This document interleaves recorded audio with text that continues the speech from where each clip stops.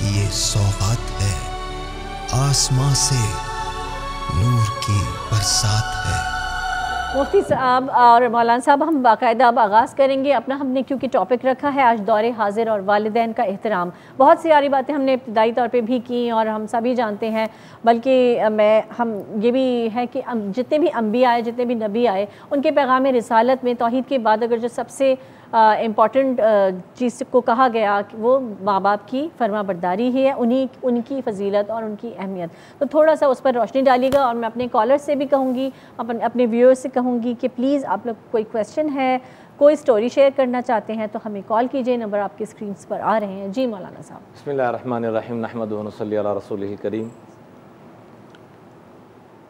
قرآن پاک میں یا ابتی کا لفظ 8 مرتبہ آیا ہے، اور یا ابتی جیسے بڑے پیار اور لاڈ سے بچہ اپنے باپ کو بلاتا ہے، اس کے لیے یہ استعمال ہوتا ہے.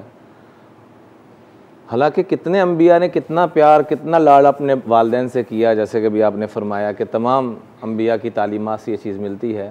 لیکن سیدنا ابراہیم علیہ السلام نے اپنے والد محترم کو اتنے ادب اور اتنی محبت دی، اتنا پیار دیا کہ قرآن پاک میں جو 8 مرتبہ یا ابتی ہے، اس میں سے 4 مرتبہ ابراہیم علیہ السلام نے اپنے والد محترم کو مخاطب کیا. یا ابتی لا تعبد الشیطان، یا ابتی انی اخاف ان یمسک، یا ابتی انی قد جاءنی.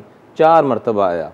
آگے سے باپ کا غصے کا رویہ کیا ملتا ہے کہ باز آ جاؤ، لئن لم تنتہی لارجمنک وہجرنی ملیہ، اگر تم باز نہ آئے تو تمہیں پتھر مار مار کر گھر سے نکال دوں گا.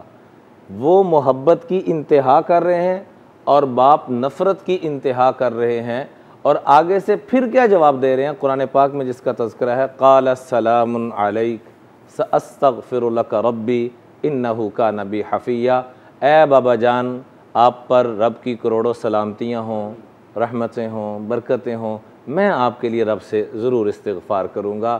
یہ دیکھیں، یہ نسل در نسل چلتا ہے. ابراہیم علیہ السلام نے اپنے باپ کو اہمیت دی. صحیح حدیث ہے، بروا آباءکم تبر ابناؤکم، تم اپنے والدین کا ادب کرو گے تو تمہاری اولادیں تمہارا ادب کریں گی. مولانا صاحب آپ کی بات کرتے ہیں، حضرت یحییٰ علیہ السلام کا بھی ذکر اسی حوالے سے ہے. جی حضرت یحییٰ کا بھی ہے، حضرت عیسیٰ کا بھی ہے. وبرم بوالدیہ ولم یکن جبارا عصیہ، وبرم بوالدتی ولم یکن جبارا شقیہ، کہ میں بدبخت نہیں ہو سکتا، میں نافرمان نہیں ہو سکتا. کیوں؟ کہ میں والدین کا فرما بردار ہوں. اب یہاں پر میں ایک نقطہ بڑا اہم جو پیش کرنا چاہ رہا ہوں. حدیث پاک میں آتا ہے بروا آباءکم، تم اپنے والدین کا ادب اور احترام کرو، نتیجہ تمہیں کیا ملے گا؟ تبر ابناؤکم، تمہاری نسلیں تمہارا ادب کریں گی. حضرت ابراہیم نے اپنے والد محترم کا ادب کیا. آگے دیکھیے، اسماعیل علیہ السلام 7 سال کی عمر میں یہ فیضان نظر تھا یا کہ مکتب کی کرامت. کس نے سکھائے اسماعیل کو آداب فرزندی؟